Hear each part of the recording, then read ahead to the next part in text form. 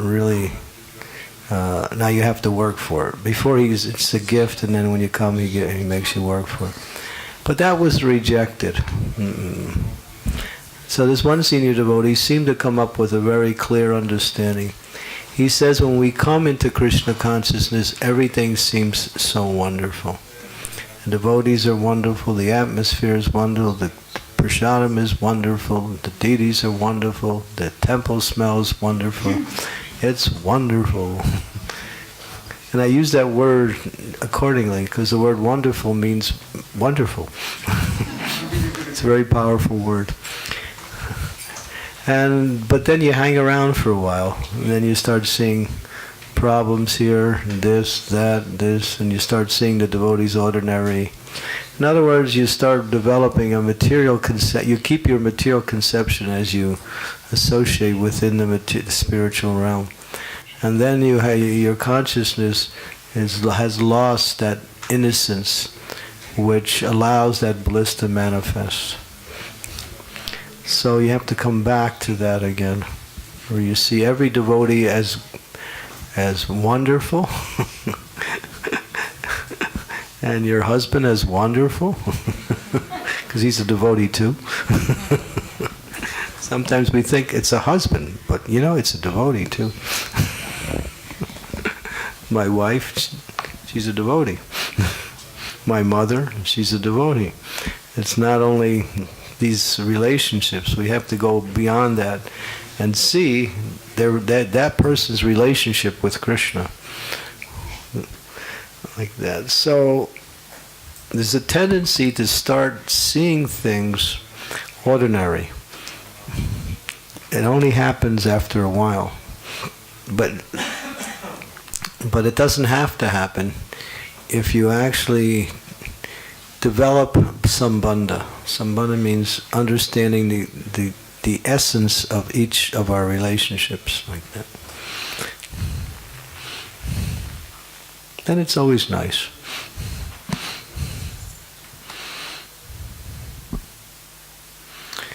You're not convinced. Difficult. If you cry for Krishna, then it'll work.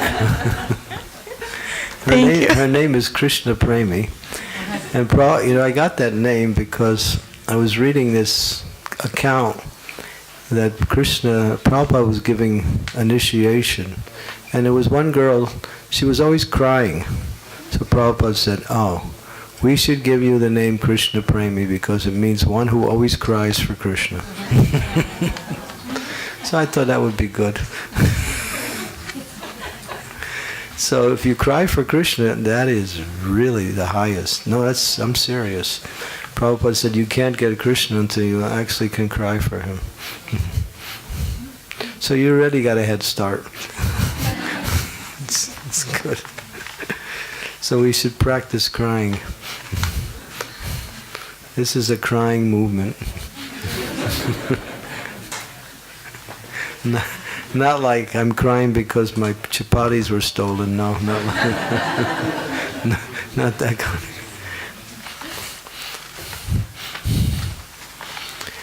Yeah. Any other questions? Hare Krishna. Michelle. Excuse me, but I didn't understand the first verse properly. Could you explain it, please, again, or which verse? The first one. The one when we read from the prayers to the beads.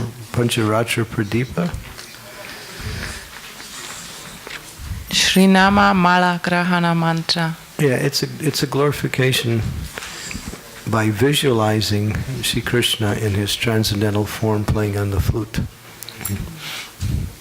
It's a visual prayer. You just visualize Krishna standing in his beautiful three-bow bending form, and his fingers are over the flute, and he's smiling, and he's very enthusiastically playing the flute, and he's surrounded by a whole circle of beautiful gopis. It's a vision. It's a meditation.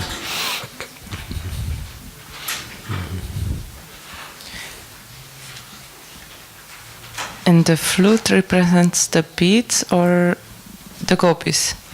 In the gopis, it says here, amidst the circle of gopis. I superimposed that analogy because I was thinking, beads are gopis and Krishna is the main bead. So he's encircled by the gopis. Thank you very much. Hare Krishna.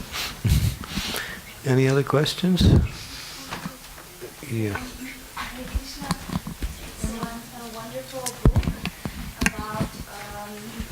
It's wonderful. Oh, thank you. It's a wonderful book about crying for Krishna. Is the title of a book. And it's very good. Before you will start to chant, it's actually prayers, like a poem, like a poetry. It's from one lady, Candramauli. Oh, Candramauli, my god-sister, yeah. Yeah, she's a powerful personality. Oh, yeah. She's a disciple. Maybe it's the other Candramauli who is a disciple of Shiva Ram Maharaj. Yeah. That's who. Yeah. That book is powerful. Oh, that is real. If you get that, you're like surrounded by onions. You're just crying all the time. Sorry for the jokes. Yeah, that is when that book came out, devotees were getting that book like it was getting sold out everywhere. That's an amazing book. I forgot all about that book. I used to read that book every day.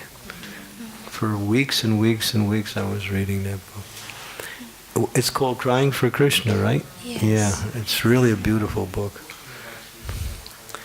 Yeah, and it's for the men too. Me cry? Not me, man. Not me. I never cry. I'm strong.